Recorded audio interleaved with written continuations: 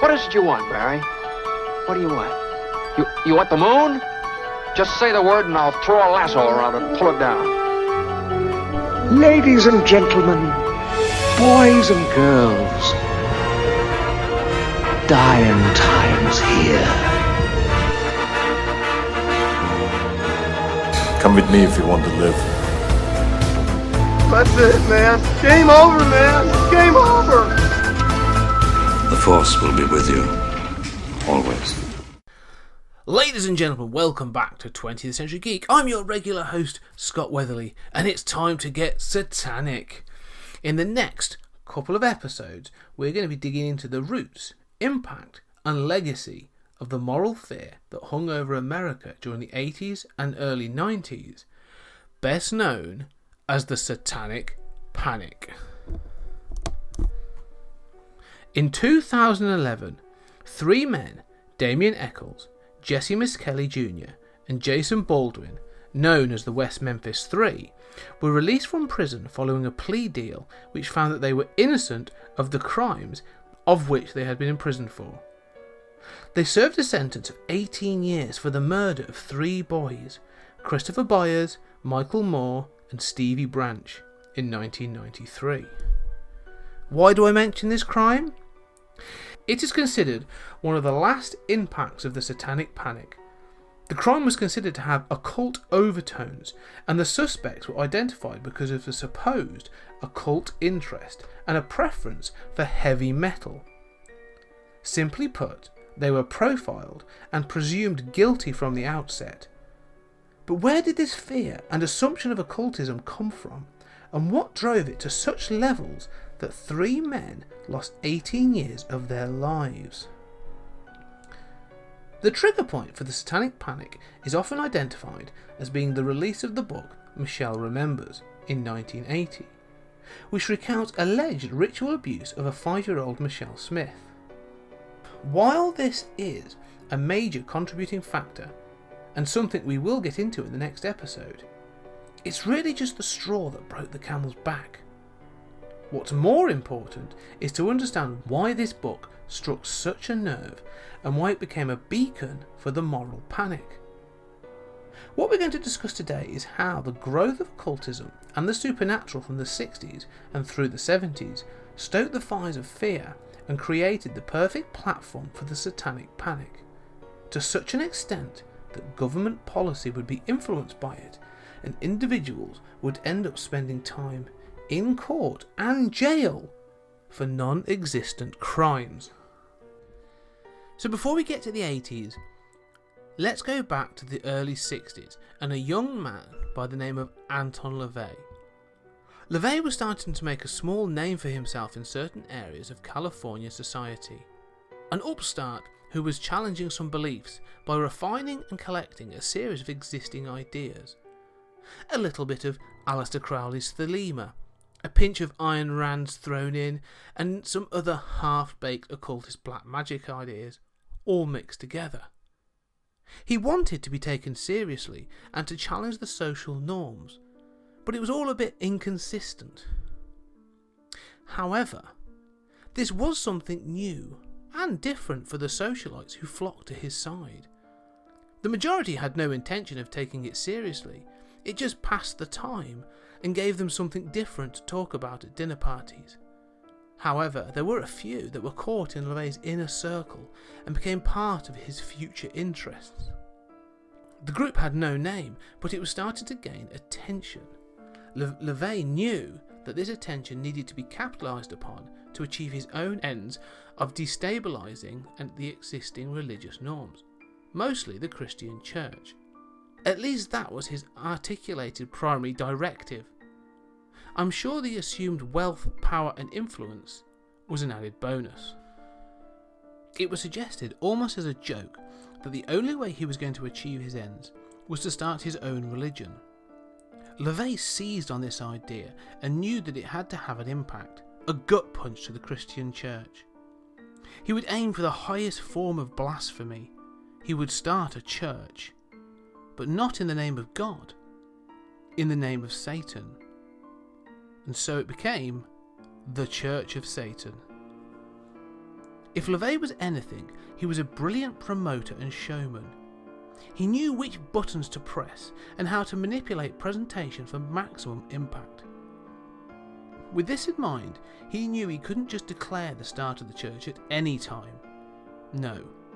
He chose a specific date, and the year helped. On the spring equinox of 1966, April 30th into May 1st, the church began. Why this date? It is referred to as Walpurgis Night, one of the nights during the year when the power of witchcraft is at its height. Having opened the doors, LaVey declared 1966 the first year of the rule of Satan, Anno Satanis. The core belief of the church centered around two fundamental elements. The first, the integration of magic and logic. The second, a belief in the need for self-indulgence, carnality, and pleasure instead of self-denial. These two fundamentals would be expanded upon before the end of the decade. Of course, they also needed an idol to place at the head of the church, to be their figurehead. The goat-headed representation of Satan, Baphomet, was chosen and still remains. Between 1966 and 1969, the Church of Satan became involved in several events that would attract the attention of news media all over the world. Of course, made bigger by LaVey. The officiating of a wedding within a year of the church starting, which included world press and a naked woman being used as an altar. In 1967, the first baptism into the church. LaVey's own daughter, Zena, who was 3 at the time. This gained letters of protest from several citizen groups and a couple of highly placed officials in the American Catholic Church. This was topped off by the first satanic funeral in December 1967. What made this such an unusual event was that the deceased was a former member of the American Navy. So the funeral consisted of a naval honor guard, stood to attention, while black-robed LaVey conducted the created funerary satanic ceremony. While the Navy tried to make little of it, the Catholic Church made it clear that they were shocked and appalled by the events. These events established the Church of Satan as a legitimate organisation, recognised the world over. Small franchise groups sprang up in other parts of America and Europe. LaVey made it his mission to visit as many as possible. This legitimisation of the organisation made the Christian churches nervous, especially when LaVey published the church's central text, the Satanic Bible, in 1969. For many, the growth of the Church of Satan had taken the door closed against spiritual evil that had been opened a crack in society by the hippie movement and flung it open. The fear of satanic evil entering the world had been given a face and normalised in America. On its own, the publishing of the Satanic Bible would have just been another stunt with little impact in the wider world. However, 1968 and 69 brought with them a series of other events that would raise the profile of Satan in pop culture and add a new evil face to the rogues gallery. In 1968, The Devil Rides Out was released by Hammer Studios, an adaptation of the 1934 Dennis Wheatley novel of the same name. The film and book follow the confrontation between Christopher Lee's Duke de Richelieu and Charles Gray's Mokata, the leader of a black magic satanic cult. The film features an appearance by Baphomet and Crowley-inspired rituals. It reduces much of the usual Hammer camp and plays up the weird and unsettling. The third act, in which the hero and his colleagues are trapped in a protection circle while under attack from evil forces, is tense and filled with satanic imagery. However, the film ends well with the hero succeeding and the Duke de Richelieu commenting that it was God that saved them. All is well with the world. In the same year, though, we also got a very different story. Rosemary's Baby tells the story of Rosemary Woodhouse and her troubled pregnancy. Now, this could be a dry human drama. However, the twist is that she believes that she has been impregnated by Satan himself to give birth to the Antichrist on earth. As her paranoia grows, it is alluded to that others in her building are involved, including her husband. It's never fully revealed if her paranoia is valid or not, but there is a very clear reading of the film in which she does give birth to Satan's child, and that it has come about so that her husband can further his acting career. More than that, Satanists win. The child is born, they get their reward, and life goes on. The Devil Rides Out is a horror fantasy set in the 1920s. While it does contain specific satanic imagery that can be linked to the likes of Aleister Crowley and the Church of Satan, it's still a fantasy and removed from everyday life. Rosemary's Baby, however, is a contemporary film for the year in which it was released. The characters are well-to-do people living in modern New York. The film is less fantastic and more subversive. It makes the audience as paranoid as Rosemary. It places the fear of this Christian evil in the viewers' regular lives. The film was a huge success and made a name for director Roman Polanski, his first US movie, and it gained critical and audience praise as well as awards. The film would start to inspire a number of knockoff similar films, none of which are worth mentioning. However, it gained attention in a couple of other ways. Anton LaVey started to circulate rumours that not only did he act as a consultant on the film, but he also played Satan in the infamous rape scene. Neither fact is true. However, when did that ever get in the way for LaVey? This film became tangentially associated with the Church of Satan in the public's mind. This connection would lead one group down a very dark path. Up until 1969, the introduction of Satanism into modern culture had felt like a stunt. One of bad taste and cheap thrills, but a stunt nonetheless. This had been bolstered by a shift in the horror genre at the time to a more satanic edge. To many outside the core of the church, it was harmless. However, it had still introduced new imagery and content to the zeitgeist. This was to hit home in August 1969. 2 years previously, Charles Manson arrived in San Francisco. A former thief, pimp and con man, he quickly became part of the city's bohemian culture and all that entailed: drugs, free love, and all kinds of half-assed mysticism and occultism. He utilised these beliefs and manipulated young, impressionable minds longing for experience and something bigger than they had found. He claimed to have magic powers and quoted half-baked philosophical text, much like Anton LaVey had done with the pseudo-intellectuals and socialite class. Manson was creating a tight circle around him from the countercultural communities. He called them the family. He would make prophecies about the end of the world and the place the family would make in the future world. These ideas and other occult and anti-society rhetoric established Manson as the leader of the family, and the family were enthralled to his power. They were deadly loyal. This power was exercised over the family in August 1969 when several members were sent out to kill, or as they put it, do the devil's business. 3 members of the family entered the home of Roman Polanski. He was away in Europe at the time. However, his 8-month pregnant wife, Sharon Tate, and 2 friends were home. All were butchered, leaving a horrific, blood-drenched scene. When the crime was reported, the public across the world was shocked. When it was finally connected to the family and Charles Manson months later, and following several missteps from the police, Manson and the family were arrested on December 1st, 1969. While the trial in 1970 would reveal the true, vile nature of Manson and what he called helter-skelter, many the world over were already making their own connections. There were stories of Manson being involved in the Church of Satan, as well as other black magic occult groups. However, whatever people thought, the fact remained that this group and the Church of Satan had grown out of the hippie and counterculture of California. The decade of free love had not just ended, it had ended in blood and violence, and Satan was stood standing in the wreckage.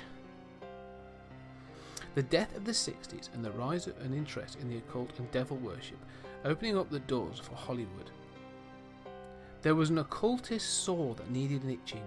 Movie studios were more than willing to oblige, and they would provide more than Satan. Peeling back more of the spiritual living of the 60s, audiences were introduced to folk horror with The Wicker Man in 1973, in which a devout Christian police officer is manipulated into visiting a remote Scottish island and eventually becomes the sacrifice of a pagan ritual. This highlighted that the counterculture was more than just anti-Christian. It held ideals of moving back to an earlier time of belief. People shouldn't just be worried about Satanists, but witches and pagans as well. This would coincide with the continued growth of Wicca and ideas around crystal healing and other alternative lifestyles in the 70s. While pagan rites were interesting, Christianity was still the primary target. In 1973, the world got the second big satanic film that would change the direction of pop culture. While Rosemary's Baby had placed successful Satanism in the homes of normal modern people, The Exorcist was going to introduce accidental access to demons via toys. Every concept we now have about demons and Ouija boards in movies are spawned from this one film. While I have talked about the events of the 60s, I have waited until this point to talk about the Ouija board. This is because of the fact that its place in pop culture changed so dramatically from this point on. Originally released as a toy in the early 1910s, the Ouija board was marketed as a family game. A fun way to speak to dead Aunt Maureen. Hundreds of thousands were sold through the decades, and they were wheeled out at parties as a parlour game. Something fun to do with the kids.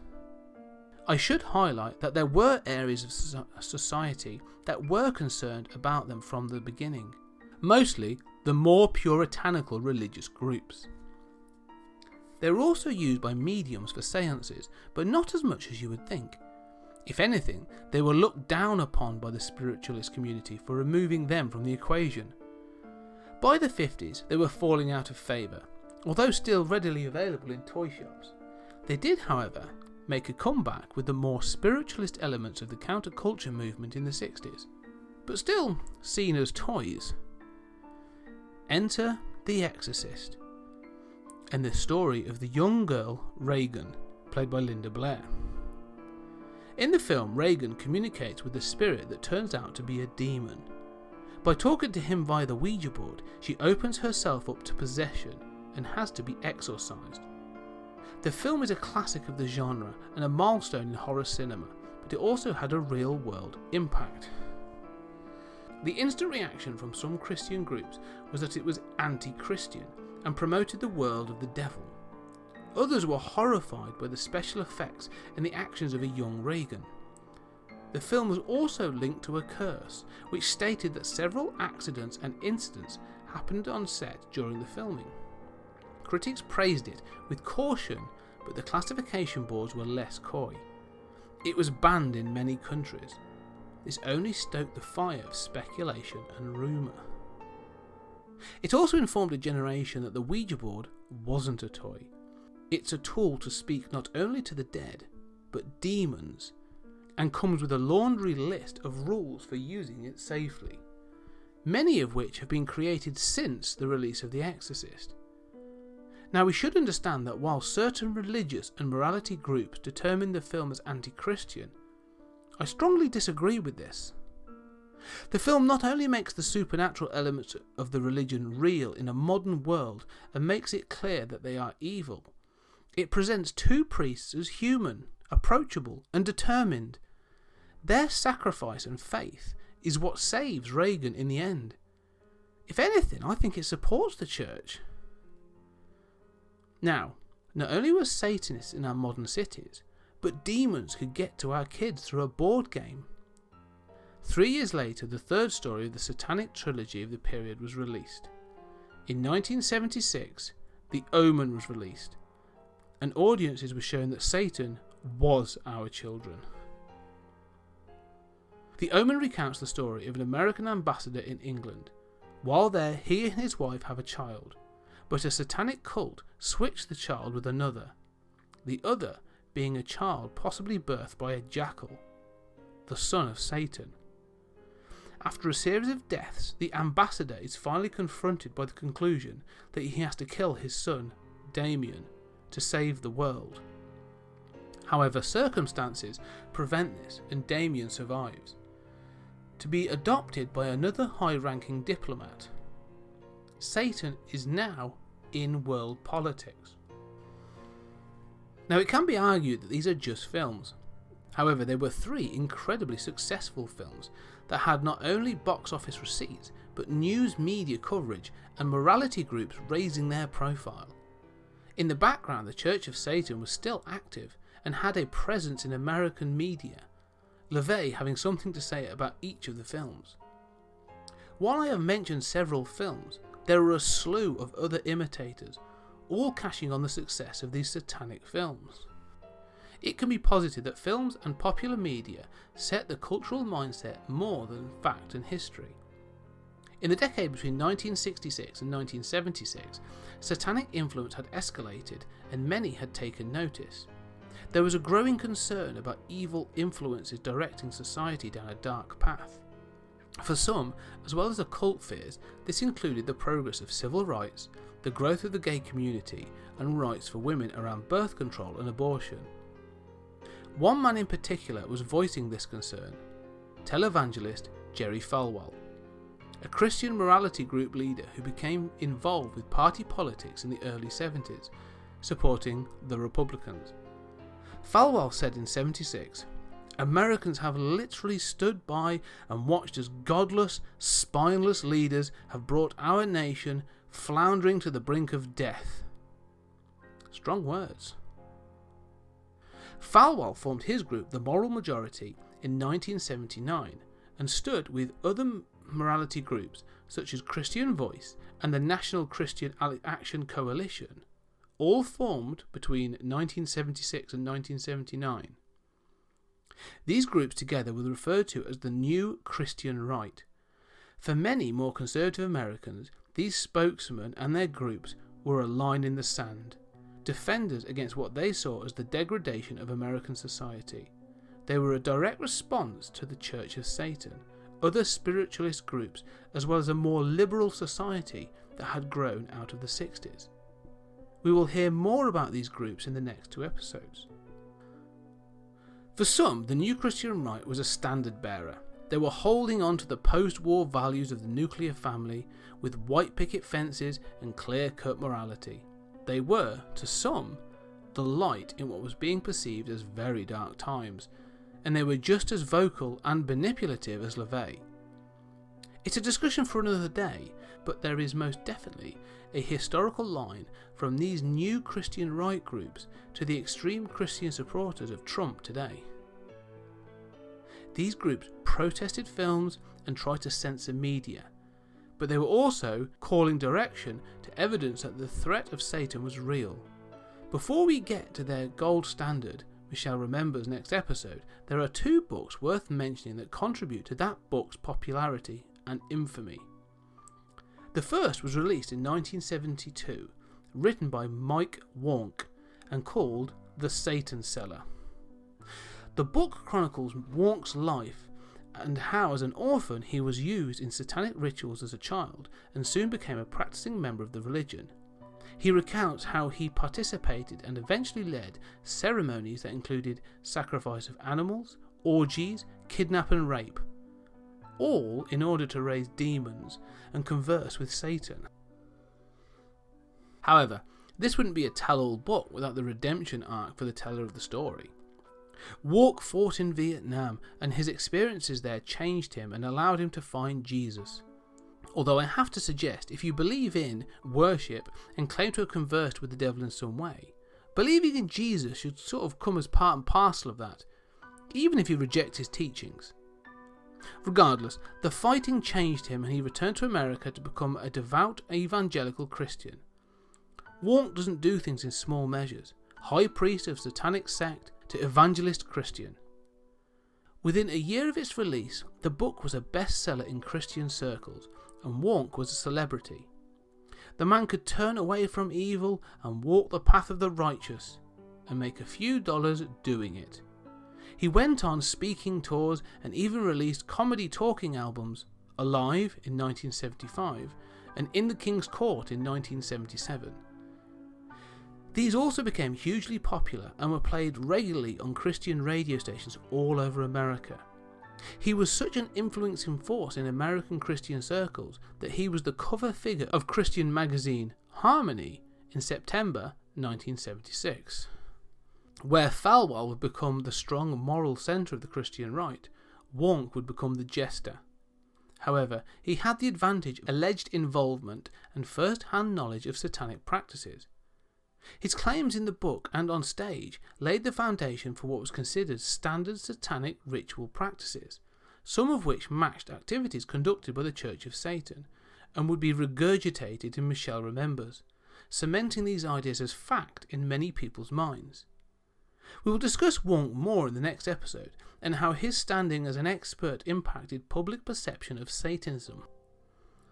So, by the late 70s, the fear of satanic cults and practices actually taking place in America was taking a strong hold in the conservative Christian community. It was sneaking into the media, but had yet to take a large foothold. For that to occur, something needed to happen in the real world that was removed from the confines of religious groups. Something that impacted normal people. A leaking of possible demonic influence into a regular family. Enter the Lutz family and their Amityville horror. The Amityville horror is a triple bill of horror that would lay the groundwork for several elements of pop culture for decades. I have covered this in a lot more detail in episode 36 and 37 way back in November 2017. However, let's go through some more of the details. The first element of the story is the murder of the DeFeo family in the early hours of November 13, 1974, by son of the family, Ronald Butch DeFeo. He shot and killed both his parents and his 4 siblings, all while they slept. He reported finding the bodies on the evening of November 13th, but was soon arrested for the crime and a year later sentenced for the crime. However, the crime and its circumstances resulted in a slew of conspiracy theories about why and how he committed the crime. Some involved made connections to local organised crime or the involvement of his sister, but others jumped to the supernatural, and these were somewhat supported by DeFeo himself, at least for a short time. The issue was that all 6 victims were shot in their beds, with no sign of a struggle and having been killed over a short period of time. They were all shot by the same weapon, a .35 Marlin rifle, without using any form of silencer. So, why did no one in the house react, hide, or try and escape? During his trial, DeFeo laid out claims that there had been strange events happen leading up to the murder, and that demonic voices had made him do it. I should highlight that this is only one of a number of reasons Ronnie DeFeo has given for the murders since the events. All other reasons have varied in credibility. However, that's not the end of the story. Almost a year to the date after the murders, the Lutz family moved into the house in which the murders had taken place. They lasted 28 days from December 1975 to January 1976, claiming that they were driven out by paranormal and demonic forces. The full story of the events that allegedly took place on those 28 days were documented in the book The Amityville Horror by Jay Anson, released in 1977. It tells of swarms of flies, disembodied voices, a demon pig creature, blood and black tar-like liquid appearing from nowhere, and of course an influence on George Lutz, the father, to kill his family. The book was a huge success and sold as a recounting of real supernatural events. People lapped it up, and the Lutz family appeared on several chat shows to talk about what had happened to them. They were a lower middle class family trying to work their way up the social ladder. like so many other Americans. This tapped into something with readers and viewers. They had had the American dream pulled out from under them by paranormal means. This could have been anybody. What made this more impactful and taken seriously was the fact that the book wasn't the first telling of the story. Details of the events were released in an article in Good Housekeeping about 3 months before the book was due to be released. This resulted in some legal action, but worked wonders for the book promotion. This wasn't the National Enquirer or some other tabloid rag. Because it was Good Housekeeping, people felt it came with some level of credibility, and it whetted people's appetite to know more. This was elevated with the third element of horror when the book was turned into a movie in 1979. While The Satan Seller had struck a chord with the Christian communities, it had only made a small impact with wider culture. However, the Amityville Horror landed squarely in the mass pop culture of the time and brought the possibility of ghost, demonic and satanic invasion home. A year later, Michelle Remembers was released and the Satanic Panic erupted. However, as I hope I have shown, a series of events that grew out of the counterculture movement of 60s California created an atmosphere and foundation in which this fear and moral panic grew. By 1980, the American public was becoming more conservative and the fear of the other was strong. That other in this case was Satan. In the next episode, we'll be digging into Michelle Remembers, its impact, and how satanic experts influenced a court case that ruined a small family-run daycare centre. Well, ladies and gentlemen, there you have it, another great 20th Century Geek episode. Thank you for listening.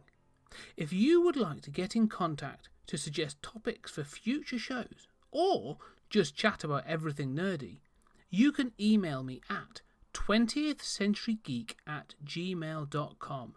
That's 20thcenturygeek@gmail.com. Or find me on social media, Twitter, Facebook or Instagram. Just search for 20th Century Geek. If you would like to support the show, please go on your podcast catcher and leave a 5-star review. I would greatly appreciate it. It raises the show in the ranks and lets more people know about the podcast. If you want to show more support for the podcast, we do have an Amazon wishlist. Just go on Amazon and search for 20th Century Geek and you will find a list of books that will help with research for future podcasts. And don't forget, we love second-hand books in 20th Century Towers. Once again, thank you for listening and we'll see you next time.